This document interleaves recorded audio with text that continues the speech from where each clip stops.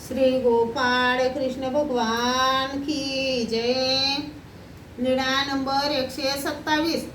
मध ऐसा राजकुमार। एके दिवशी मध ऐसा भिक्षेला गेली होती, तेव्हा तिने काही लोकांना अलंकार घातलेले, चांगले कपडे नेसलेले पाहिले, तर काहींना चांगले मिष्टान्न खाताना पाहिले, तर काही स्त्रियांना सज्जात झोपाळ्यावर झोके घेताना पाहिले। आणि मध ऐसा मनातल्या मनात म्हणाली, आता हे असे सुख भक्तांना दिसतात, परंतु नंतर यांचे काय होईल? यांच्यापेक्षा आपण राजकुमार आहोत असे तिला वाटले। मग भिक्षा करून आली, सर्वज्ञांना झोळी दाखवली। मग सर्वज्ञान पुढे सांगितले, जीजी आज मी भिक्षेला गेली होती, तेव्हा सर्व लोकांनी अलंकार घातलेले पाहिले, तसेच बांगड्यांचा किणकिण आवाज करणाऱ्या व झोपाळ्यावर बसून हिंदोडे घेणाऱ्या स्त्रिया पाहिल्या, परंतु त्या मला शूद्र वाटल्या।